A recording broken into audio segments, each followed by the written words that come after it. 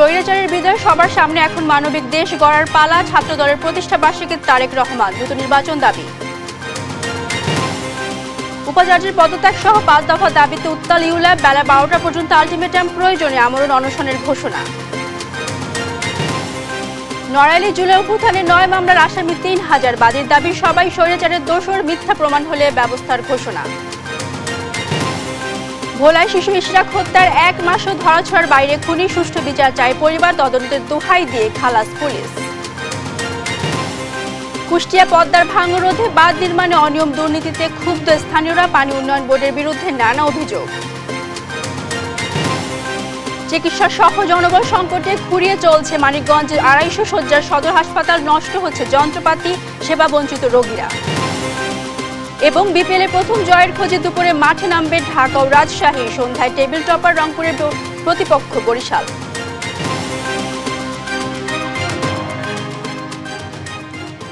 দর্শক শুনছিলেন শিরোনাম সংবাদ সকালের সঙ্গে আছি মারজানা শক্তি। সংবাদে আরো থাকছে অদ্ভুত এক গ্রামের খবর, যেখানে মাত্র একটি পরিবারের বসবাস।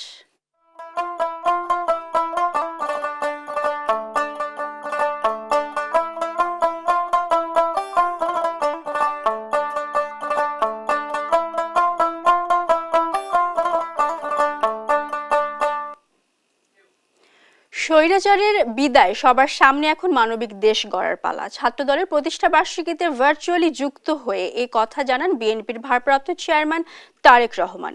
নতুন রাজনৈতিক দল গঠন স্বাভাবিক প্রক্রিয়া জানিয়ে এটা নিয়ে বিএনপি বিন্দুমাত্র বিচলিত নয় বলে মন্তব্য করেন তিনি। আর দলের মহাসচিব মির্জা ফখরুল ইসলাম আলমগীর বলেন, বিএনপি সংস্কারের বিশ্বাস করে, তবে এই সংস্কারের দোহাই দিয়ে গণতন্ত্র ধ্বংস করতে দেয়া হবে না। তাইফুর রহমান তুহিনের প্রতিবেদন। ছাত্রদলের 46তম প্রতিষ্ঠা বার্ষিকী উপলক্ষে রাজধানীর ইঞ্জিনিয়ার্স ইনস্টিটিউট মিলনায়তনে এই আলোচনা সভা।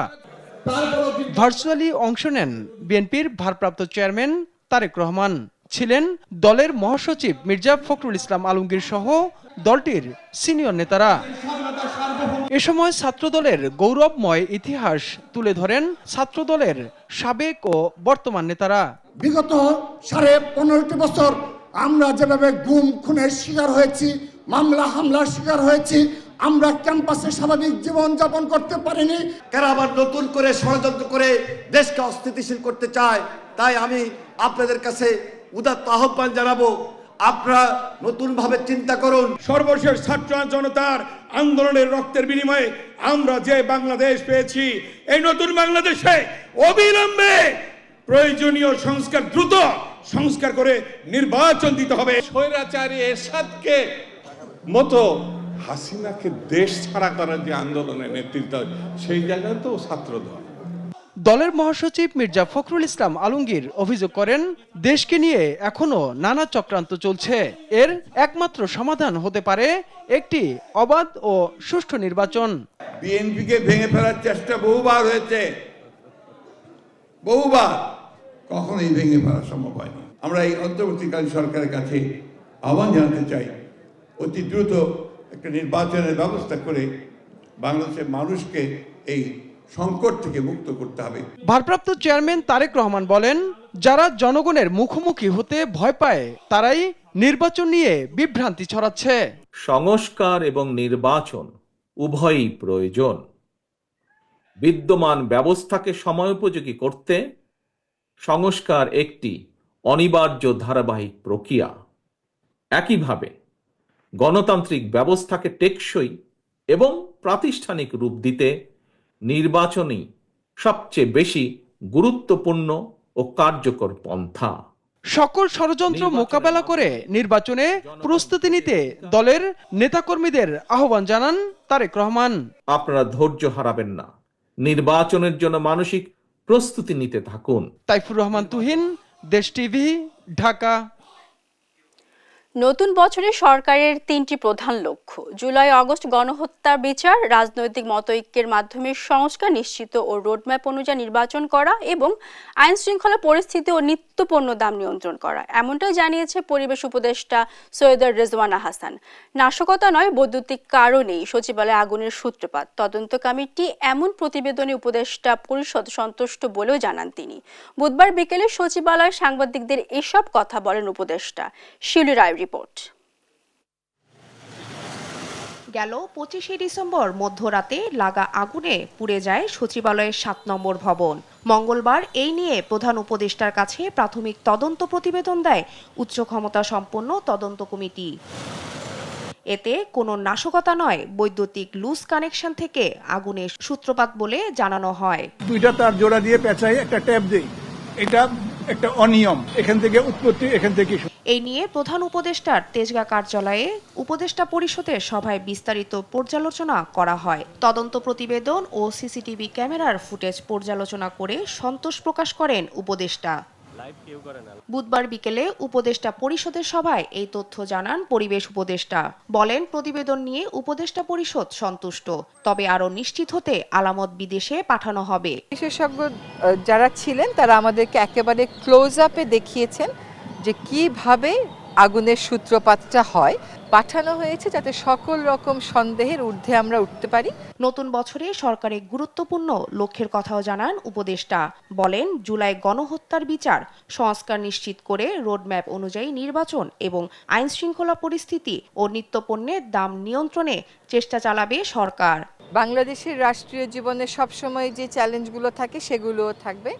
তার মধ্যে দুটো যেটা অন্তর্বর্তীকালীন সরকার মনে করে তারা প্রাধান্য দিচ্ছে, একটা হচ্ছে আইন শৃঙ্খলা, আরেকটা হচ্ছে নিত্য প্রয়োজনীয় দ্রব্যের দাম মানুষের ক্রয় ক্ষমতার ভিতরে রাখা। শেখ হাসিনার উপস্থিতিতে সরকার তার বিচার করতে চায় বলেও জানান পরিবেশ উপদেষ্টা। বলেন, নির্বাচনে আওয়ামী লীগ অংশ নিতে পারবে কিনা সেই সিদ্ধান্ত নির্বাচন কমিশনের। এই নিয়ে কোনো সিদ্ধান্ত নেয়নি সরকার। কোন দল নির্বাচন করবে না করবে এই প্রশ্নগুলোর উত্তর আসলে নির্বাচন কমিশনই দেবে। শিউলি রায়, দেশ টিভি, ঢাকা। আজ খসড়া ভোটার তালিকা প্রকাশ করেছে নির্বাচন কমিশন। এরপর দাবি আপত্তি নিষ্পত্তি শেষে আগামী 2রা মার্চ চূড়ান্ত তালিকা প্রকাশ করবে সংস্থাটি। বুধবার সাংবাদিকদের এ তথ্য জানিয়েছে ইসির জনসংযোগ পরিচালক শরীফুল ইসলাম। জানান, বৃহস্পতিবার 10:30টায় খসড়া ভোটার তালিকা প্রকাশ করা হয়। এরপর আগামী 20 জানুয়ারি থেকে বাড়ি বাড়ি হালনাগাদ কার্যক্রম শুরু হতে পারে। সর্বশেষ হালনাগাদ অনুযায়ী দেশে ভোটার রয়েছে 12,18,50,160 জন। এছাড়াও 2026 সালের 1 জানুয়ারি যারা ভোটার হওয়ার যোগ্য হবেন তাদের তথ্য বাড়ি বাড়ি গিয়ে সংগ্রহ করবে নির্বাচন কমিশন।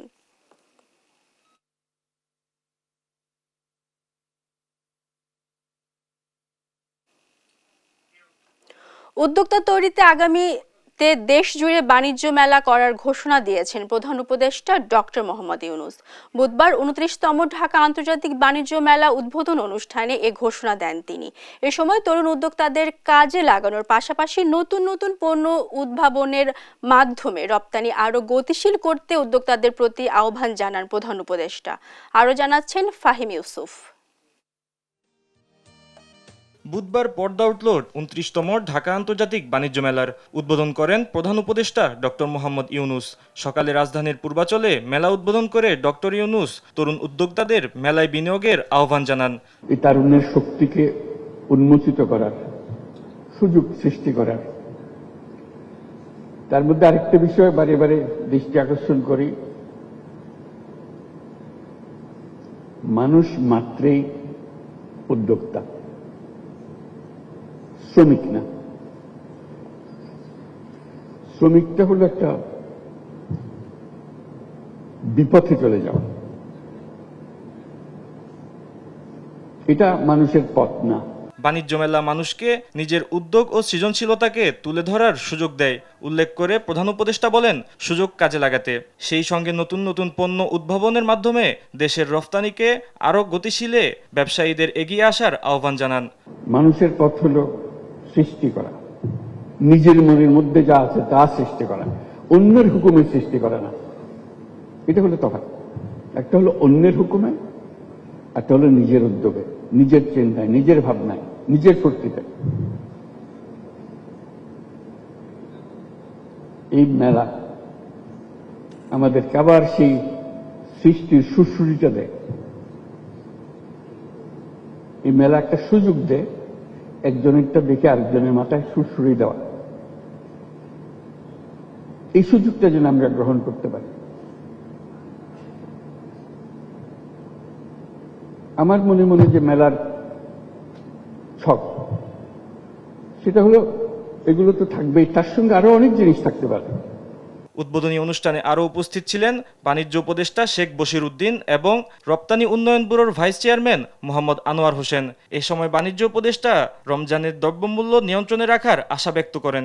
অবস্থা থেকে দেশের অর্থনীতি পুনরুদ্ধারে আমাদের চেষ্টা অব্যাহত রয়েছে। আসন্ন রমজানে বাজারে পণ্যের সরবরাহ স্বাভাবিক রাখতে ইতিমধ্যে সকল প্রস্তুতি গ্রহণ করা হয়েছে।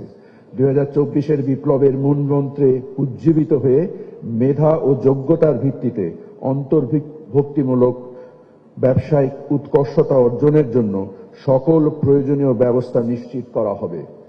এবারের বাণিজ্য মেলায় বিশ্বের 7টি দেশের 11টি প্রতিষ্ঠান সহ মেলায় থাকছে 362টি স্টল ও প্যাভিলিয়ন। জুলাই আগস্ট গণ অভ্যুত্থানকে প্রাধান্য দিয়ে হবে জুলাই চত্বর, 36 চত্বর ও তারুণ্যের প্যাভিলিয়ন। ই-টিকিটের ব্যবস্থা থাকায় প্রবেশপথে রয়েছে ভিন্ন ব্যবস্থা। প্রথমবারের মতো অনলাইনে বিভিন্ন ক্যাটাগরির স্টল বা প্যাভিলিয়ন স্পেস বরাদ্দ দেওয়া হয়েছে। এছাড়া মেলায় ক্রেতা দর্শনার্থীদের যাতায়াতের সুবিধার্থে বিআরটিসির ডেডিকেটেড বাস সার্ভিসের পাশাপাশি যুক্ত হয়েছে বিশেষ ছাড়ে উবার সার্ভিস। দেশীয় প্রতিষ্ঠানের পাশাপাশি ভারত, পাকিস্তান, তুরস্ক, সিঙ্গাপুর সহ 7টি দেশের 11 প্রতিষ্ঠান অংশ নেবে মেলায়। মাসব্যাপী এ মেলা সকাল 10টা থেকে রাত 9টা পর্যন্ত চলবে, আর সাপ্তাহিক ছুটির দিনগুলোতে চলবে রাত 10টা পর্যন্ত। ফাহিম ইউসুফ, দেশ টিভি, ঢাকা। উপাচার্য ইমরান রহমানের পদত্যাগ সহ 5 দফা দাবিতে উত্তাল university of liberal arts Bangladesh ULAB. বুধবার মধ্যরাতে দাবি আদায় ক্যাম্পাসে অবস্থান কর্মসূচি শুরু করে তারা। বেলা 12টার মধ্যে পদত্যাগ না করলে আমরণ অনশনের ঘোষণা দেয় শিক্ষার্থীরা। আরও জানাচ্ছেন এনআই নাহিদ। উপাচার্য ইমরান রহমানের পদত্যাগ সহ শিক্ষার্থীদের 5 দফা দাবিতে বুধবার গভীর রাতে উত্তাল হয়ে ওঠে university of liberal arts Bangladesh ULAB campus. July বিপ্লবের স্পিরিটকে অসম্মান ও আন্দোলনকারী শিক্ষার্থীদের হয়রানির দায় নিয়ে ভিসির পদত্যাগ, ট্রাস্টি বোর্ড অপসারণ, ডিসিপ্লিনারি কমিটি ও প্রক্টোরিয়াল বডির পদত্যাগ, শিক্ষার্থী সহ অংশীজনের মতামতের ভিত্তিতে ইউল্যাবের কোড অফ কন্ডাক্ট যৌক্তিক সংস্কার এবং মুক্ত চিন্তা, মত প্রকাশ ও ব্যক্তি স্বাধীনতা হরণকারী সব কালাকানুন বাতিলের দাবি জানায় শিক্ষার্থীরা। আমরা চাচ্ছি যে আমাদের ভিসি স্যার, প্রভিসি আমাদের ওনারা পদত্যাগ করুক, প্রক্টোরিয়াল বডি চেঞ্জ হোক, আমরা এটা চাচ্ছি। আমরা সারাদিন এখানে শান্তিপূর্ণ আন্দোলন করছি, কিন্তু তার থেকে আমরা কোনো বিজ্ঞপ্তি বা কোনো কিছু এখনো পাইনি। সো আমরা লাস্ট আলটিমেটাম দিচ্ছি, আগামীকালের মধ্যে সেই আলটিমেটাম যদি সে পূর্ণ না করে তাহলে আমরা বৃহত্তর আন্দোলনে যাচ্ছি। সিসিউ নামে একটা সিন্ডিকেট, ওরা সবসময় পরিচালনা করতে চাচ্ছে, কিন্তু আমরা এটা আমাদের ডিপার্টমেন্ট থেকে স্বাধীনভাবে স্বায়ত্তশাসিতভাবে পরিচালনা করতে পারছি না। এখন এই সকল কর্মকাণ্ডগুলো উদারনিকেতন বিশ্ববিদ্যালয়ের পরিপন্থী। বৃহস্পতিবার বেলা 12টার মধ্যে পদত্যাগের আলটিমেটাম দিয়ে দাবি আদায়ে প্রয়োজনে আমরণ অনশনে যাওয়ার ঘোষণা দেয় তারা। কাল দুপুর 12টার মধ্যে তারা যদি পদত্যাগপত্র জমা না দেয় তাহলে আমরা শিক্ষার্থীরা আমরণ অন্বেষণ করতে বাধ্য হব। হাজার হাজার মানুষ রক্ত দিয়েছে, জীবন দিয়েছে, তাদের সেই রক্তের প্রতি সুবিচার করার জন্য আমরা আমাদের শিক্ষা প্রতিষ্ঠানকে আমরা কোনোভাবেই কলঙ্কিত হতে দিতে পারি না। সেই প্রতিষ্ঠানকে আমাদের কলঙ্কমুক্ত অবশ্যই করতে হবে, না হলে এখান থেকে বের হয়ে আমাদের শুনতে হবে তোমরা ফ্যাসিবাদের শিষ্য, তোমরা স্বৈরাচারের শিষ্য হিসেবে এখান থেকে বের হয়েছো। দাবি পূরণ না হওয়া পর্যন্ত আন্দোলন চলবে বলেও জানায় শিক্ষার্থীরা। এনআই নাহিদ, দেশ টিভি, ঢাকা। হিমেল হাওয়া ও কনকনে ঠান্ডায় নাকাল পঞ্চগড়ের মানুষ। বিস্তারিত জানাতে সরাসরি যুক্ত হচ্ছেন সহকর্মী রাশেদুজ্জামান বাবু। বাবু, জনজীবনে শীতের প্রভাব কেমন দেখছেন জানাবেন আমাদের। ধন্যবাদ আপনাকে। আপনি জানেন যে উত্তরের শেষ জেলা হিমালয় খুব কাছাকাছি থাকার কারণে প্রতিদিনই কিন্তু হিমালয়ের যে হিম বাতাস সেটি কিন্তু পঞ্চগড় জেলার উপর দিয়ে প্রবাহিত হয়, যেই কারণে কিন্তু আসলে প্রতি বছরই দেশের যে সর্বনিম্ন তাপমাত্রা সেটি কিন্তু পঞ্চগড় জেলায় তেঁতুলিয়া আবহাওয়া অফিসে রেকর্ড করা হয়। আপনাকে যদি বলি যে আজ সকালে কিন্তু কুয়াশা কম, কিন্তু আসলে দেখা যাচ্ছে যে হিমেল হাওয়া, কনকনে ঠান্ডা, সাথে কিন্তু আসলে শিশির ঝরছে, অর্থাৎ বৃষ্টির মতো শিশির ঝরছে, যেই কারণে কিন্তু জনজীবনে অনেকটা কিন্তু স্থবিরতা শুরু হয়েছে। অর্থাৎ এখন কিন্তু রাস্তায় তেমন লোক সমাগম আমরা কিন্তু দেখতে পাচ্ছি না, যদিও এ সময় সাধারণত 8টা পেরিয়ে গেছে, 8টার পরেই সাধারণত এই জেলার মানুষ কিন্তু আসলে ভোর থেকেই কাজে নেমে যায়। বিশেষ করে এই অঞ্চলটি হচ্ছে একটি কৃষি প্রধান এলাকা, যেই কারণে কিন্তু আসলে সকাল থেকে কৃষিকাজ সব, চা বাগান, পাথর শ্রমিক, বালু শ্রমিক, এগুলো কিন্তু ভোর হতেই কিন্তু চলে যায় নিজ গন্তব্যে, অর্থাৎ নিজ কর্মস্থলে। কিন্তু আমরা দেখছি যে এখন পর্যন্ত এই পঞ্চগড়ের যে রাস্তাঘাটগুলো আছে জনশূন্য হয়ে আছে। অর্থাৎ গতকালকের কথা যদি বলি, গতকালকে আসলে ঘন কুয়াশায় চারদিকে ঢাকা ছিল, কনকনে ঠান্ডা, হিমেল বাতাস, সূর্যের মুখ কিন্তু সারাদিনে চোখে পড়েনি। আমরা যদি বলি আজকে সকালে এখন পর্যন্ত কিন্তু আমরা দেখতেছি যে বৃষ্টির মতো শিশির, কনকনে ঠান্ডা, মানুষ কিন্তু আসলে চলাচলে কিছুটা ব্যাঘাত হচ্ছে। আমরা দেখতেছি যে জরুরি প্রয়োজন ছাড়া তেমন কেউ কিন্তু আসলে রাস্তায় নেমে যায়নি। দোকানপাটগুলো কিন্তু এখন পর্যন্ত খুলেনি। আমরা যদি বলি যে ফুটপাতে যেগুলো পুরাতন কাপড়ের দোকান রয়েছে, সেই পুরাতন কাপড়ের দোকানগুলোতে আমরা দেখেছি যে গতকালকে উপচে পড়া মানুষের ভিড়। অর্থাৎ মানুষ কিন্তু শীত নিবারণের জন্য, যেহেতু সরকারি সহায়তা তেমন মিলেনি, অর্থাৎ সরকারিভাবে আমরা যদি জেলা প্রশাসন সূত্রে বলি তাহলে 20,000 শীতবস্ত্র বিতরণ কিন্তু অব্যাহত রয়েছে। কিন্তু এই বিশাল জনগোষ্ঠীর জন্য কিন্তু এই 20,000 শীতবস্ত্র কিন্তু যথেষ্ট নয়, যেই কারণে কিন্তু অনেক অসহায় এবং নিম্ন আয়ের মানুষ কিন্তু সকাল থেকে সন্ধ্যা অবধি কিন্তু আসলে ছুটছে সরকারি এবং বেসরকারি অফিসগুলোতে, বা বিত্তবান যারা রয়েছে তাদের কাছে ছুটছেন একটি শীতবস্ত্রের জন্য। এর পাশাপাশি যদি বলি যেহেতু প্রচণ্ড রকম শীত এখানে পড়ে, সেই কারণে কিন্তু আমরা জানি যে এখানে শীতজনিত যে রোগগুলো রয়েছে সেই শীতজনিত রোগে হাসপাতাল এবং ক্লিনিকগুলোতে শিশু এবং বয়োবৃদ্ধরা কিন্তু ভর্তি হয়েছেন বলে আমরা দেখেছি। সিভিল সার্জন এমনটি আমাকে জানিয়েছে যে প্রতিবাদের ন্যায় এবারে কিন্তু আসলে বয়োবৃদ্ধ এবং শিশুরা কিন্তু আক্রান্ত হচ্ছে, নিউমোনিয়া, ডায়রিয়া সহ বিভিন্ন শীতজনিত রোগে আক্রান্ত হচ্ছে। অর্থাৎ যতই সময় যাবে, অর্থাৎ পুরো জানুয়ারি মাস জুড়ে কিন্তু আসলে শীতের এই তীব্রতা থাকবে বলে এমনটি জানিয়েছে তেঁতুলিয়া আবহাওয়া অফিসের ভারপ্রাপ্ত কর্মকর্তা। এই ছিল পঞ্চগড় থেকে আমার কাছে সর্বশেষ সংবাদ।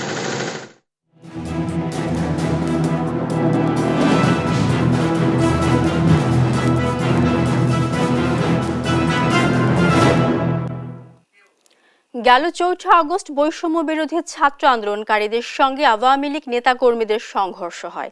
এই ঘটনায় মাশরাফি বিন মুর্তুজা, তার পিতা গোলাম মুর্তুজার স্বপন সহ জেলা আওয়ামী লীগের শীর্ষস্থানীয় নেতাদের বিরুদ্ধে মামলা হয়। আসামির তালিকায় আছে বিএনপি নেতাকর্মী, কৃষক, ছাত্র, সরকারি চাকরিজীবী, এমনকি সাংবাদিকদের নামও। নড়াইল থেকে সহকর্মী শরীফুল ইসলামের পাঠানো তথ্যচিত্রের ডেস্ক রিপোর্ট। গেল 4 আগস্ট নড়াইলের বিভিন্ন স্থানে বৈষম্য বিরোধী ছাত্র আন্দোলনকারীদের সঙ্গে সংঘর্ষ হয় পুলিশ, আওয়ামী লীগ ও অঙ্গ সংগঠনের নেতাকর্মীদের। আওয়ামী লীগ সরকারের পতনের পর এই ঘটনায় 4 থানায় নাশকতার মামলা হয় 9টি। এসব মামলায় আসামি করা হয় প্রায় 3,000 জনকে, যার মধ্যে আছে কৃষক, ছাত্র, শিক্ষক, ব্যবসায়ী ও সাংবাদিক সহ বিএনপির নেতাকর্মীদের নামও। উদ্দেশ্যমূলকভাবে আসামি করা হয়েছে দাবি করে ভুক্তভোগীরা চাইলেন সুষ্ঠু তদন্ত। ওই 4 আগস্টে ভগৎ চেম্বির চৌরাস্তায় আমি উপস্থিত ছিলাম না, আক্রমণমূলকভাবে আমার নামে এই মামলাটা দেয়। আমি এই মামলা থেকে আমার নাম প্রত্যাহারের দাবি জানাই। আমার নামে একই মামলায় দুই জায়গায় নাম দিয়ে আমাকে আসামি করে হয়রানি করছে, যা আমার জীবনে খুবই আমি কষ্টময় সময় পার করছি এই মামলার কারণে। আরেক আসামি সাংবাদিক মির্জা মাহমুদের দাবি, তিনি নিজেও জানেন না তার অপরাধ কি। আমি সাংবাদিকতা কাজের জন্য, পেশাগত দায়িত্ব পালনের জন্য আমি ঘটনার ওখানে গিয়েছিলাম।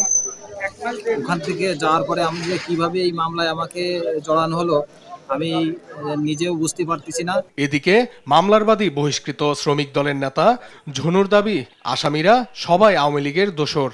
এবং আমি বলেছি আমার আব্বা হলে আমি ছাড়বো না যদি আওয়ামী লীগের লোক হয়, যদি কোনো নিরীহ লোক হয় ঠিক আছে আপনারা সবাই আমার সাথে চলেন, আমিও যাচ্ছি, তাদের ধরবে না বা চার্জশিটের নাম্বার দেবে সেগুলো আমি আপনাকে সহযোগিতা যত প্রকার আছে আমি করবো, কিন্তু কোনো আওয়ামী লীগের লোক যারা এই অকাম করে বেড়াচ্ছে এরা হলে আমি ছাড়বো।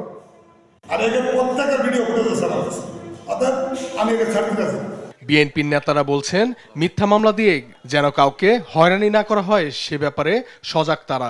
সুনির্দিষ্ট অভিযোগ পেলে নেওয়া হবে সাংগঠনিক ব্যবস্থা।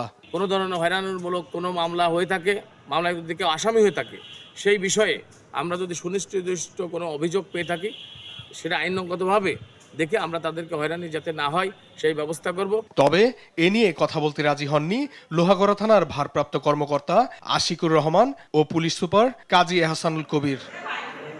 নিউজ ডেস্ক, দেশ টিভি। ভোলার বোরহানউদ্দিনে এক মাসেও খোলেনি শিশু ইশরাক হত্যাকাণ্ডের জট। 3 জনকে সন্দেহভাজন হিসেবে গ্রেফতার করা হলেও প্রধান আসামিকে চিহ্নিত করা সম্ভব হয়নি। নিহতের পরিবারের অভিযোগ, প্রতিবেশী বশির শিশু ইশরাককে হত্যা করেছে। আর পুলিশের দাবি, তদন্ত করে আসামিদের গ্রেফতারের প্রক্রিয়া চলছে। এদিকে খুনিকে দ্রুত গ্রেফতার এবং দৃষ্টান্তমূলক শাস্তির দাবিতে মানববন্ধন করেছে স্বজন এলাকাবাসী। সহকর্মী ছোটন সাহার পাঠানো তথ্য ও ছবিতে টুম্পা আফরোজের রিপোর্ট।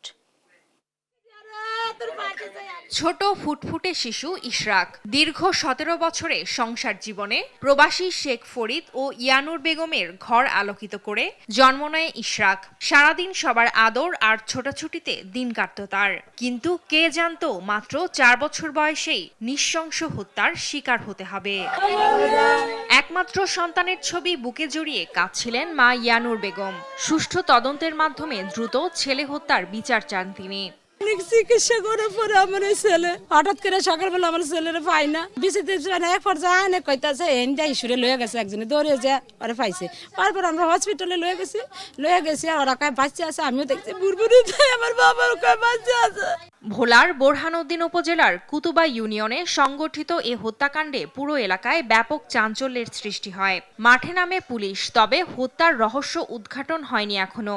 1 মাসেও প্রকৃত আসামিকে গ্রেপ্তার করতে পারেনি পুলিশ। জমিজমার বিরোধের জেরে স্থানীয় বশির তাকে নৃশংসভাবে হত্যা করেছে বলে অভিযোগ নিহত শিশুর পরিবার ও এলাকাবাসীর। আমার ভাইয়ের সাথে আসতাম, খেলতাম, তারপরে বেড়াইতাম, এখন আমি কার সাথে খেলবো? আমরা ইশাকেরে মারিয়া লাইছে, আমরা কার লগে খেলাধুলা করুম, কার লগে আশফুর্তি করুম, আমার তো আশফুর্তি নাই। ওই যে এই জায়গা জমিনের লগে ইশাকেরে এই ধ্বংস করিয়া দিছে, আর গলায় ফাঁসি আমরা চাই। যে বশির ঘং এটার সাথে জড়িত, তাকে তদন্ত সাপেক্ষে আইনের সর্বোচ্চ শাস্তি নিশ্চিত করা। এদিকে এ হত্যার ঘটনায় জড়িত আসামিদের গ্রেপ্তার এবং তদন্ত কার্যক্রম গতিশীল করতে মানববন্ধন করেছেন এলাকাবাসী ও স্বজনরা। তবে এখনো তদন্তের দোহাই দিয়ে যাচ্ছে পুলিশ। আশা করি আমরা অতি শীঘ্রই এটার একটা ভালো ফলাফল আপনাদেরকে দিতে পারব। তবে এই ঘটনার সাথে কে জড়িত না, এই ব্যাপারে যেহেতু তদন্তাধীন বিষয়, এটা এখনো আমরা সুস্পষ্টভাবে বলতে পারবো না। গেল 21 নভেম্বর নিজ বাড়ি থেকে নিখোঁজ হওয়ার 2 ঘন্টা পর বাড়ির পাশের কলাবাগান থেকে শিশু ইশরাকের মরদেহ উদ্ধার করা হয়। এ ঘটনায় নিহতের পরিবার বোরহানউদ্দিন থানায় একটি হত্যা মামলা করেছে। নিউজ ডেস্ক, দেশ টিভি। ডাক্তারসহ প্রয়োজনীয় জনবল সংকটে খুঁড়িয়ে চলছে মানিকগঞ্জের 250 শয্যা বিশিষ্ট সদর হাসপাতাল। এতে সেবা বঞ্চিত হচ্ছেন রোগীরা। কোটি কোটি টাকার যন্ত্রপাতি থাকলেও জনবলের অভাবে তা ব্যবহার হচ্ছে না। তবে এসব সংকট নিরসনে দ্রুত ব্যবস্থা নেওয়ার আশ্বাস দিয়েছে কর্তৃপক্ষ। সহকর্মী আব্দুল আলিমের পাঠানো তথ্য চিত্রে অঙ্কন চৌধুরীর রিপোর্ট। মানিকগঞ্জ সদর হাসপাতালটি 100 শয্যা থেকে 250 শয্যায় উন্নীত হয় 2017 সালে, কিন্তু 7 বছরেও প্রয়োজনীয় জনবল নিয়োগ হয়নি। সাবেক স্বাস্থ্যমন্ত্রী জাহিদ মালিকের এলাকা হলেও সেবার মান বাড়াতে উদ্যোগ নেয়নি তিনি। হাসপাতালে নার্স নিয়োগ হলেও চিকিৎসা সহ অন্যান্য জনবল বাড়ানো হয়নি। 20 জন কনসালটেন্টের জায়গায় রয়েছে 11 জন, মেডিকেল অফিসার 16 জনের জায়গায় রয়েছে 13 জন। অফিস স্টাফ 67 জনের জায়গায় রয়েছে 38 জন, যার কারণে হাসপাতালটিতে কাঙ্ক্ষিত সেবা পাচ্ছে না রোগীরা। বাধ্য হয়ে যেতে হচ্ছে বেসরকারি ক্লিনিকে। রোগী এলো বেশি, ডাক্তার হচ্ছে কম, একজন এলো সবাই এলে খুব কষ্টে আছে। কোটি কোটি টাকার চিকিৎসা সরঞ্জাম থাকলেও টেকনিশিয়ানের অভাবে তা কাজে আসছে না। আইসিইউ, গ্যাস ও আইসোলেশন ইউনিটেও সমস্যা রয়েছে। যদিও দুটি বড় ভবন রয়েছে, তবে একটিতেও নেই জেনারেটর সুবিধা। একটি মাত্র বিদ্যুৎ লাইন থাকায় তা নষ্ট হলে হাসপাতালে অন্ধকার নেমে আসে। অনেক সময় লাগে, দাঁড়ায় থাকতে হয়, অনেক ডাক্তারও সময় মতো পাওয়া যায় না, দেরি হয়, লাইনে ওটা তারপর দাঁড়াই আসছি, এখন আগায় না। টিকিট কাটলাম, ডাক্তার পামু কিনা, আমরা এই সমস্যায় আছি। নানা সংকটে চিকিৎসা সেবা প্রদানে ব্যাহত হওয়ার কথা স্বীকার করেছেন হাসপাতালের এই চিকিৎসক। চিকিৎসক এবং বিভিন্ন স্টাফদের যে ক্ষমতা, তার চেয়ে বেশি পরিমাণ কাজ করতে যে আমরা হিমশিম হচ্ছি। রোগীদের স্যাটিসফাইড করা এটা অনেক সময় কষ্টকর হয়ে যাচ্ছে। আর জনবল সংকট নিরসনে ঊর্ধ্বতন কর্তৃপক্ষকে অবহিত করার কথা জানান হাসপাতাল কর্তৃপক্ষ। 250 শয্যা অনুমোদিত হলেও জনবল অনুমোদিত হয়নি। আমি ইতিমধ্যেই মন্ত্রণালয়কে জানিয়েছি, মন্ত্রণালয় ব্যাপারে পদক্ষেপ নিয়েছে। রোগীদের জন্য প্রয়োজনীয় সেবা নিশ্চিত করতে দ্রুত জনবল সংকট নিরসন দেখতে চান রোগী ও এলাকাবাসী। নিউজ ডেস্ক, দেশ টিভি। ভাঙন রোধে কুষ্টিয়ার পদ্মা নদীতে বাঁধ নির্মাণে মানহীন উপকরণের ব্যবহার, ধীরগতি, সময় মতো কাজ শুরু না করা সহ নানা অনিয়মের অভিযোগ উঠেছে পানি উন্নয়ন বোর্ডের বিরুদ্ধে। ফলে জলে যাওয়ার শঙ্কা দেখা দিয়েছে এই প্রকল্পে বরাদ্দে ১,৪৭২ কোটি টাকা জানিয়ে ক্ষুব্ধ স্থানীয়রা। ইরফান রানার ক্যামেরায় কুষ্টিয়া থেকে নাহিদ হাসান তিতাসের রিপোর্ট। পদ্মা নদীর ভাঙন রোধে 2023 সালে 1472 কোটি টাকা ব্যয়ে 33টি প্যাকেজে কুষ্টিয়ার মিরপুর উপজেলার তালবাড়িয়া ও কুমারখালী উপজেলার শিলাইদহ এলাকায় বাঁধ নির্মাণ প্রকল্পের কাজ শুরু করে পানি উন্নয়ন বোর্ড। যে কাজ শেষ হওয়ার কথা রয়েছে 2026 সালে। তবে 1 বছর পার হয়ে গেলেও 33টির মধ্যে 15টি প্যাকেজের কাজ এখনও শুরুই করতে পারেনি পানি উন্নয়ন বোর্ড। আর যে 18টি প্যাকেজের কাজ শুরু হয়েছে সে কাজ নিয়েও উঠেছে মানহীন উপকরণের ব্যবহার, ধীরগতি সহ নানা অনিয়মের অভিযোগ। ঠিকমতো কাজ হচ্ছে না, একদিন কাজ হলে হাফ বেলা হচ্ছে না, একটু বন্ধ থাকছে, আবার কাজ চলছে। যে বসে জিও ব্যাগ ফেলছেন এতে কোনো কাজই হচ্ছে না, যা ফেলছেন জলে চলে যাচ্ছে। ফেলার খায় 10 টাকা করে ফেলছেন, 5 টাকা করে, এতে সব চুরি করে ধান্দা আপনারা রাখছেন, আমাদের বাঁচাতে আসেন নিতে আপনারা। স্থানীয়রা বলছেন ভাঙনপ্রবণ এ এলাকায় 10 কিলোমিটার বাঁধ নির্মাণের কথা থাকলেও পানি উন্নয়ন বোর্ড কাজ শুরু করেছে মাত্র 4 কিলোমিটার। এতে ভাঙন রোধ তো দূরের কথা, শঙ্কা দেখা দিয়েছে আরও তীব্র ভাঙনের। ফলে এ প্রকল্পে সরকারের বরাদ্দের 1472 কোটি টাকাই জলে যাওয়ার আশঙ্কা করছেন স্থানীয়রা। 6 কিলোমিটারই আমার ফাঁকা থাকছে, তো নদী ওই 6 কিলোমিটার তো আগে ভাঙবেই, তখন তো এই 3 কিলোমিটার ভাঙতে নদীর কোনো সমস্যা হবে না। যেখানে টাকা বরাদ্দ হয়ে গেছে সেই 9 কিলোমিটার বাদতে আমার সমস্যাটা কোথায়? 25 টাকা ফিটের বালু দেওয়ার কথা, আর দেশে 12 টাকা ফিটের বালু, এখন দেখার লোক নাই। আবাদি জমিতে বলতে শেষ, এখন এই বাড়িটুকু আমরা মাথা লোকাতে থাকবো, এই থাকার আমার সেই পরিবেশও থাকছে না। তবে অনিয়মের সব অভিযোগ অস্বীকার করে পানি উন্নয়ন বোর্ডের কর্মকর্তারা বলছেন ঊর্ধ্বতন কর্মকর্তাদের সিদ্ধান্ত পেলেই শুরু না হওয়া বাকি কাজও শুরু করবেন তারা। আমরা ইতিমধ্যে ঊর্ধ্বতন কর্তৃপক্ষের সাথে আলাপ করছি জরুরি ভিত্তিতে এইগুলো বিষয়ে পদক্ষেপ গ্রহণ করার জন্য, এবং তারা আশ্বস্ত করছে জরুরি ভিত্তিতে হয়তো এই কাজ শুরু হবে। শুরু হলে মানুষের যে দাবি বা আকাঙ্ক্ষা সেটা হয়তো পূরণ করা সম্ভব হবে। নানা অনিয়ম আর ঠিকাদারদের কার্যাদেশ না দিতে পারাই পদ্মা নদীর বাঁধ নির্মাণ প্রকল্পের কাজ সময় মতো শেষ হওয়া নিয়ে দেখা দিয়েছে অনিশ্চয়তা। নাহিদ হাসান তিতাস, দেশ টিভি, কুষ্টিয়া। দেখছেন সংবাদ সকাল।